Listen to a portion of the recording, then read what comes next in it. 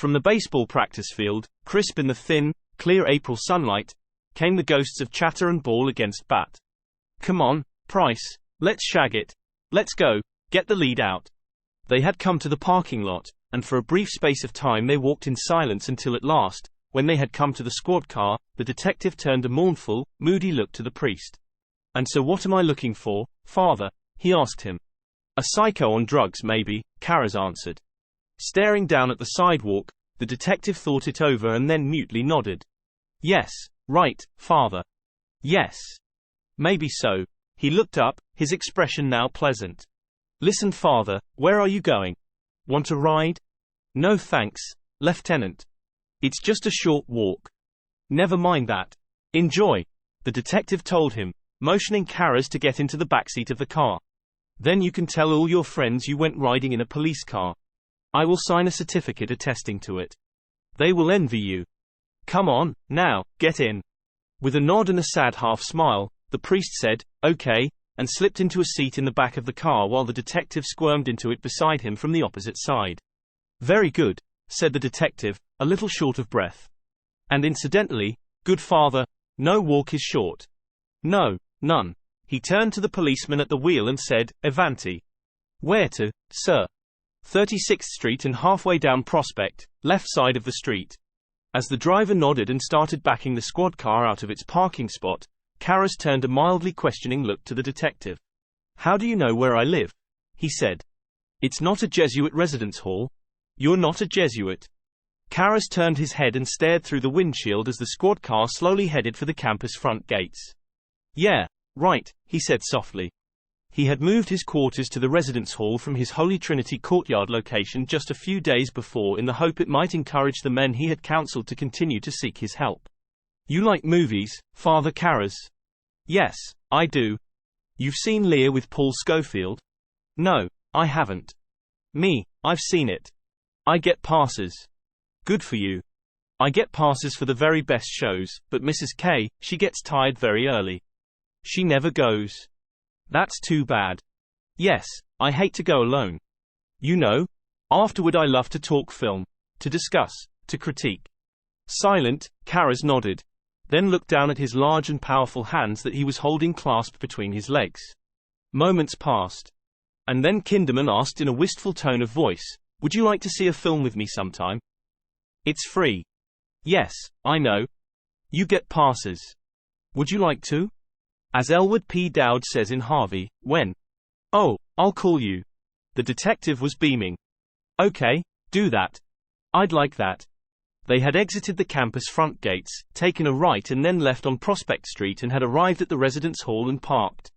Karras opened the door on his side parkway and, looking back at the detective, said, "Thanks for the ride," got out of the car, shut the car door and, leaning his forearms on the open window jamb, said, "I'm sorry that I couldn't be of very much help." "No, you were," said the detective. "And thank you. In the meantime, I'll give a call about a film. I really will." "I'll look forward," said Karras. "Take care, now." "I will. And you too." Karras pulled back from the car, straightened up, turned around and was moving away when he heard, "Father, wait." Karras turned and saw Kinderman emerging from the car and beckoning him to come to him. Karras did, and met Kinderman on the sidewalk. "Listen, Father, I forgot," the detective told him. "It completely slipped my mind about the card. You know, the card with the writing in Latin on it. The one that was found in the church." "Yes, the altar card." "Whatever. It's still around?" "Yes, I've got it in my room. I was checking out the Latin but I'm finished now." "You want it? It could show something." "Yes." "May I have it?" "Sure. Hold on and I'll go get it for you now." "I'm obliged." While Kinderman leaned back against the squad car and waited, the Jesuit went quickly to his ground floor room, found the card, placed it inside a manila envelope, came back out to the street and handed the envelope to Kinderman. "Here you go." "Father, thank you," said Kinderman as he lifted the envelope to his scrutiny. "There could be some fingerprints, I'm thinking." Then he looked up at Karras with incipient dismay. He said, "Oi, you've been handling the card, Kirk Douglas, replaying your role in Detective Story.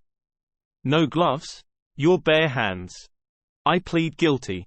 And without an explanation, grumbled Kinderman. Shaking his head and eyeing Karras dismally, he added, Father Brown, you are not.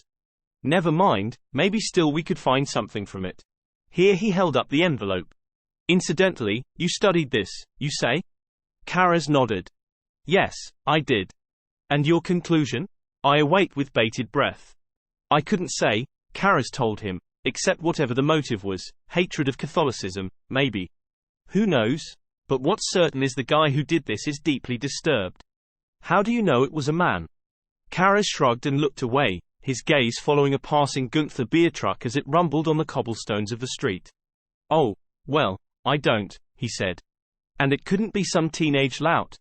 No, it couldn't. Karras turned to look at Kinderman again. It's the Latin, he said. The Latin? Oh, you mean on the altar card? Yes.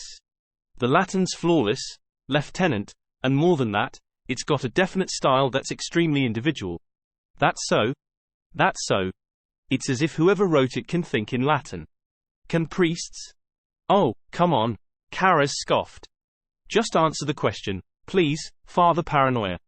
Karras turned his stare back to Kinderman and, after a pause, admitted, okay, yes. There comes a point in our training when we do, at least the Jesuits and maybe a couple of the other orders. At Woodstock Seminary in Maryland, our philosophy courses are taught in Latin. Why is that? For precision of thought.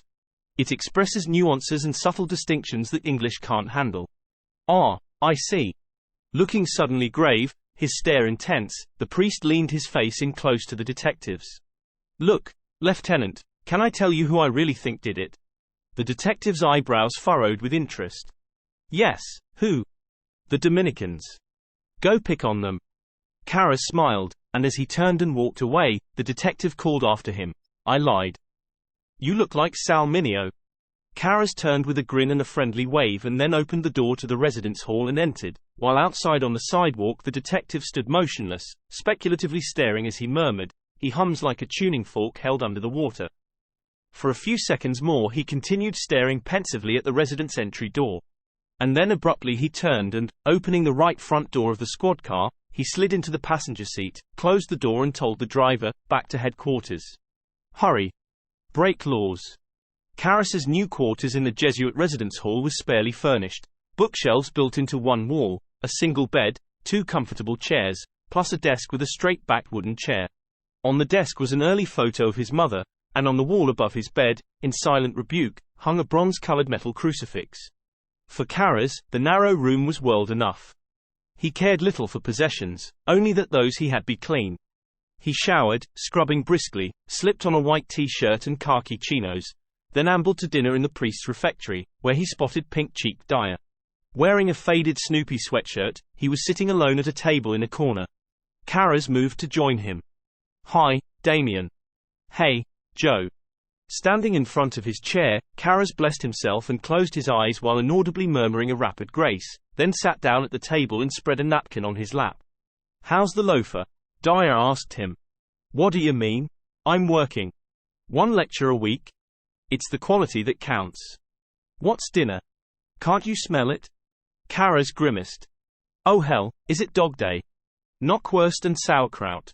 It's the quantity that counts, said Dyer. Then, as Karras reached out for a pitcher of milk, the young priest quietly warned, I wouldn't do that, while he buttered a slice of whole wheat bread. See the bubbles? Saltpeter. I need it. As Karras tipped up his glass to fill it, he heard the scrape of a chair as someone pulled it back and joined them at the table. Well, I finally read that book, said the newcomer brightly. Karras glanced up and felt instant dismay, felt the soft crushing weight, press of lead, press of B1, as he recognized the young priest who had come to him recently for counseling, the one who could not make friends. Oh, and what did you think of it? Karras asked as if with interest. He set down the pitcher of milk as if it were the booklet for a broken novena. The young priest talked and, half an hour later, Dyer was table hopping, spiking the refectory with laughter. Karras checked his watch. Want to pick up a jacket and walk across the street? He asked the young priest. I like to watch the sunset every night if I can. Soon they were leaning against a railing at the top of the steps that plunged steeply down to M Street. End of day. The burnished rays of the setting sun flamed glory on the clouds of the western sky before shattering in gold and vermilion dapples on the darkening waters of the river. Once Karras met God in this sight. Long ago. Like a lover forsaken, he still kept the rendezvous. Drinking it in, the young priest said, "So beautiful." Really? Yes, it is. The campus tower clock boomed out the hour, 7 p.m. At 7:23, Lieutenant Kinderman was pondering a spectrographic analysis showing that the paint from Regan's sculpture matched a scraping of paint from the desecrated statue of the Virgin Mary, and at 8:47, in a slum in the northeast section of the city, an impassive Carl Engstrom emerged from a rat-infested tenement building, walked 3 blocks south to a bus stop where he waited alone for a minute, expressionless, then clutched at a lamppost with both his hands as he crumpled against it, racked with tears. At the time, Lieutenant Kinderman was at the movies.